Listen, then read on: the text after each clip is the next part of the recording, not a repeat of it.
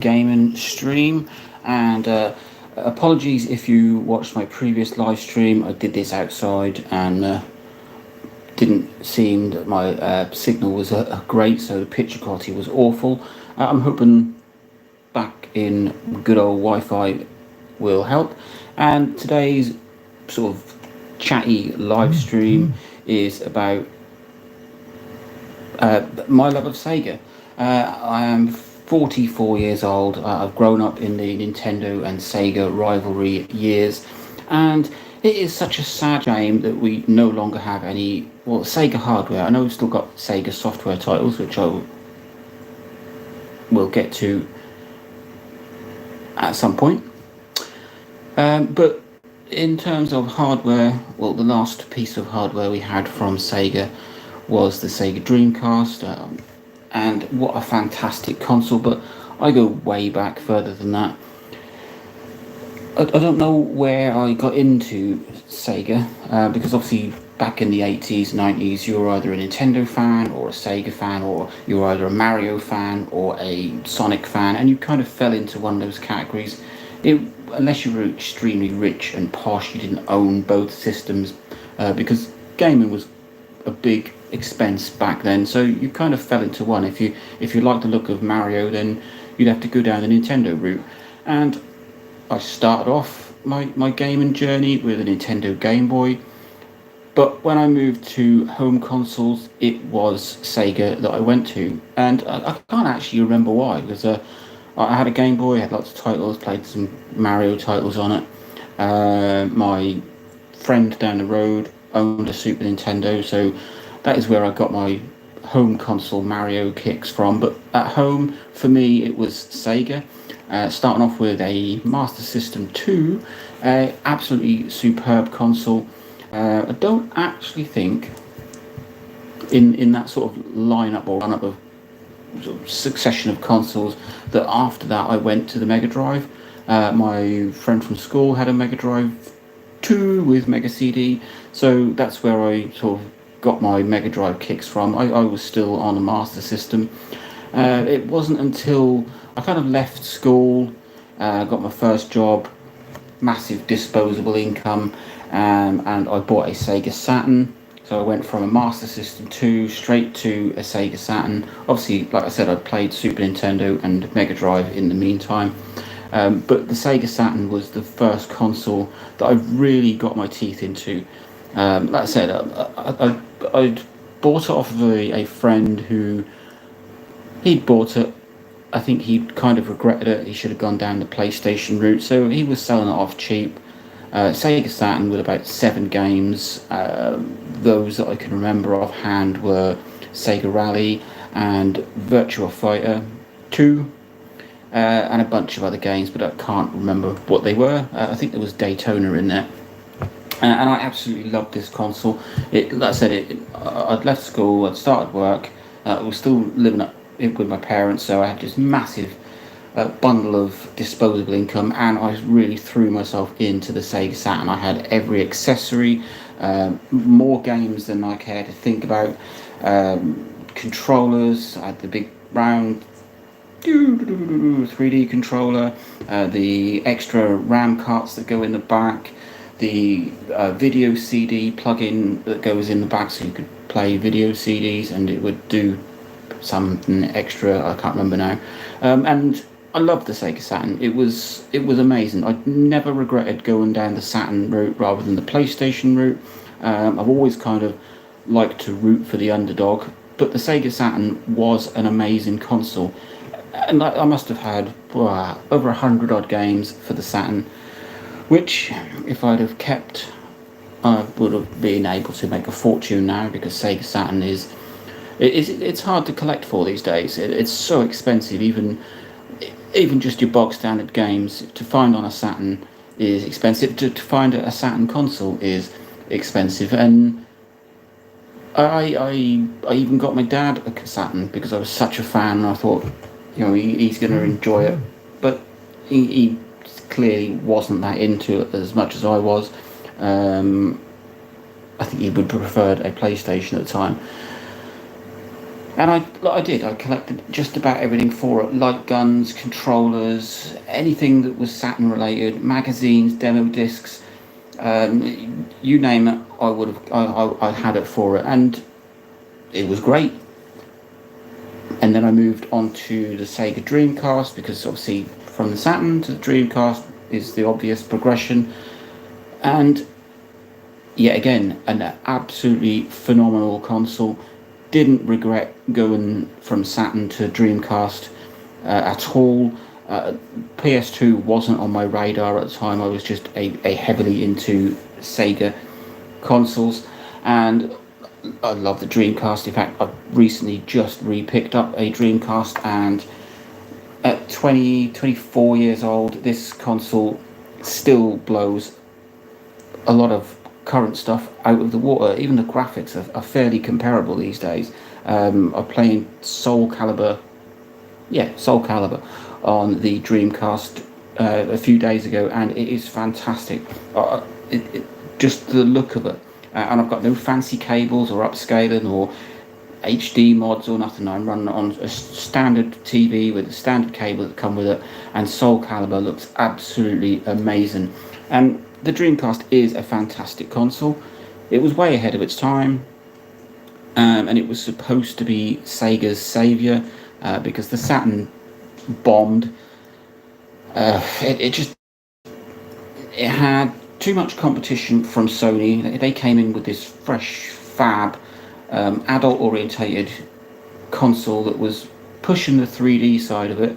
They didn't have any back catalogue or any backlog of fans that were kind of pushing them in the direction. Sega came in fresh in and said, "This is what we're going to do." Sony came in and said, "Yeah, this is what we're going to do," and it took the world by storm, and it pushed the Saturn out. Some of the Saturn's problem was that it had a huge Japanese influence, so there were a lot of fighting games and shmups on there, and it really did pull from its 2D roots. While the Saturn is capable of 3D games, and some of the 3D games on the Saturn were fantastic, and in my opinion looked better than they did on the PlayStation, it just had too much old school baggage with it, and that and the competition from Sony, it just meant that Sega just couldn't keep up. So there were other things going on at Sega. You had Sega of Japan and Sega of North America, I think, and they just didn't see eye to eye when it came to terms of what they were going to do, what direction they were going in, what console they were going to develop next, and they just had too much internal squabbles, and it really shook Sega at themselves. So the Dreamcast came out. It was supposed to be Sega's saviour. As I've mentioned in previous videos, it used off-the-shelf components. It really did try and cut down development costs, and it started off well. The Dreamcast was fantastic, but by that point, Sony had gotten their feet under the table and just took most of the market. Most people were waiting for the PlayStation 2 when the Dreamcast was sort of announced, and it just couldn't compete. Far ahead of its time. I mean, the graphics on the Dreamcast far outweigh the quality that you get on the PS2, just in terms of graphics. And it was the first to have a built-in modem. It was doing online gaming. You had 4 controller ports. It was just a phenomenal console. I absolutely love my Sega Dreamcast, and there you have it. That's me, and a bit of Sega history there, because the Dreamcast didn't do what it was supposed to do. It didn't save Sega, and that was it. They gave up. No new Sega hardware. They decided to just go down the software route, keep their IPs, and release their games on other systems. So it's when you start to see Sonic games on Nintendo and PlayStation, and I mean that's a good thing. It means that Sega is still alive. They made some absolutely cracking games, things like Sega Rally, Sonic series, Panzer Dragoon, Soul Calibur, anything that just the Sega titles were just different. Crazy Taxi. A lot of arcade ports came to the Dreamcast and were spot on ports. So it is nice to see that Sega are still about, and there's big news from Sega at the minute that they are sort of re-releasing some of their games, rejigging some of their IPs into new games. So apparently there should be a new Crazy Taxi game, another Jet Set Radio. We've had lots of Sonic reincarnations, and some of the newer ones have been great. I mean, you had the Sonic the Hedgehog, which I think was about 2006, didn't do very well, but Sonic Generations was absolutely fantastic. This a crossover between classic 2D Sonic and 3D in one game. Absolutely loved that. Had that on the 3DS. It was fantastic. I also had it on the PS3. We're getting a remaster of that. I think it's going to be called Sonic Generations X Shadow. So it's going to be a remaster on modern hardware, newer hardware, with the addition of some new levels and Shadow, I think. And then you've got Sonic Frontiers, and there's just a huge amount of Sega games floating around. And like I said, they're bringing out a new Crazy Taxi and a new... Gone out of my head. Jet Set Radio. We did see some things like Panzer Dragoon and Shenmue on the early Xboxes. These were ports or version or Sega IPs that they brought over to the newer consoles. When Microsoft first came out with the Xbox, they really relied heavily on a lot of Sega games, and it was great. So I am a huge fan of Sega. It doesn't mean I don't like everyone else, and I mean, I did go for a long period of being a bit Sega snobbish, but that just excludes everyone else. You cannot fault Nintendo. They are fantastic. They've had some ups and downs with things like the Wii U and 3DS-ish, but the Wii, the DS, and the Switch are absolutely phenomenal consoles, and having such successful consoles means you can have other people's games on them, so you get a lot of Sega games on Nintendo hardware, as you do with Sony and Microsoft. So it is nice to see that Sega are still there, pushing their unique style of games, because they come from an old school background. They come from an arcade era, and they're still bringing these games out. So that is just me rambling and kind of appreciating how fantastic Sega still are. Would I like to see new Sega hardware? Well, it's always a possibility. There's long been fabled the Dreamcast 2. There's been some, I'm not going to say prototypes, what's the word? Concepts of new Sega hardware. There was a story that I was following of new Sega hardware that was, it looked like it was going to come out. There was tech demos, and but it just kind of fell apart. Do we need a new entry in the console market? I don't know. I don't think Sega, well, they couldn't do it back then with the Dreamcast. Do we need to see Sega back in the hardware market? It would be nice. I think I would be an early adopter, especially if Microsoft are now sort of on the edge of will they, won't they continue in the console world. But it's a tricky time. You've got Nintendo being the massive behemoth that they are. Sony are doing very well.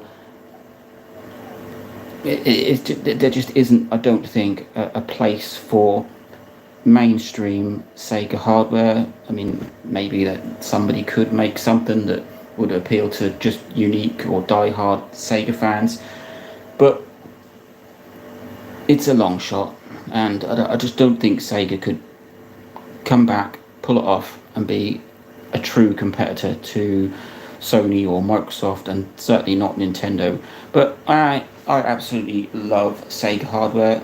The one piece of hardware that I have never owned from Sega was the Game Gear. Very expensive at the time, and I'd already sort of invested in the Nintendo Game Boy ecosystem.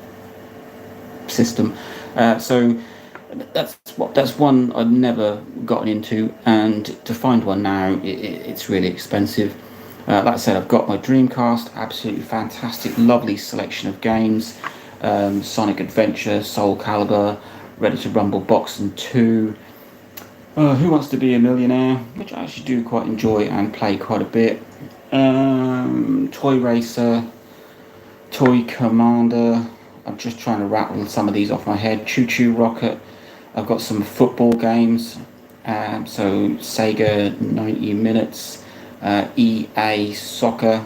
No, UEFA Soccer. EA, well, that's another story for Sega. They had a good relationship with Sega all the way up until the Dreamcast, and there are no EA titles on the Dreamcast. Another reason I think why they just didn't do so well, some licensing or some arguments about that they wanted exclusivity, and then Sega went, no, never mind. So you'll get no FIFA or anything like that on the Dreamcast. I've probably got about 30 or 40 games for my Dreamcast, and it's absolutely fantastic. I've had it for about 3 months now. I've had 2 or 3 in the past, but it's been a long while since I've owned some Sega hardware. I've just basically relied on playing Sega games on other consoles. But the Dreamcast is just as fantastic as I remember. So that's me gushing about how great Sega are. Let me know what you think. Are you a fan of Sega? Are you looking forward to these new Sega games coming out? Would you like some new Sega hardware, even if it was not sort of mainstream but sort of niche things? You do get companies that bring, you get like this new Ataris that come out, but they're not really aimed at cutting into the main market. And maybe Sega could go down that route, or maybe a third-party person. If you are interested and you're a bit of a Sega follower, I cannot remember the name of the company or the console, but it was a Sega console that was supposed to be released. I think it was around 2019, 2020, where things really ramped up for it. And there were working hardware with some kind of open world Sonic game showing, so it wasn't just a pie in the sky idea, but it kind of fell flat. That's it. I'm done. I absolutely love Sega. I still love Sega. It's a bit of a kick that they're not about in physical hardware form, but it is great that you can still play those Sega games. And I think they went through a bit of a lull period of bashing out games sort of after the Dreamcast, sort of maybe around when it got to sort of PS3 time, and more recently in later years, that the quality of the Sega and especially the Sonic games that have come out have been fantastic. It's just, my son has just popped in to say hello, lovely, like 15 minutes into the feed, shouting Sega. You just can't go wrong with that little intro. It's fantastic. Yeah, he's kind of thrown me off there, but that's me, like I said, just gushing and going down memory lane on the whole Sega thing. And it's not something that I can get away from, and I do love to bash out a Sonic game every so often. New titles that I wouldn't mind seeing. I wouldn't mind seeing a new Panzer Dragoon. I absolutely love that. Maybe something like a Virtua Cop, or I am looking forward to seeing the new Crazy Taxi and the Jet Set Radio. And at some point, when they dip a little bit in price, I should be picking up some of the new Sonic games, like Sonic Mania or Sonic Frontiers. But there you go. That is me talking about Sega, and as you can probably tell, I am a big Sega fanboy. And well, if you are, drop me a comment. Let me know what sort of games you like, or whether you think their hardware was fantastic. How do you think the Dreamcast and the PS2 compared? Did you sort of dump Sega after the Saturn and go down the Sony route, let me know. Link, like, subscribe, enjoy.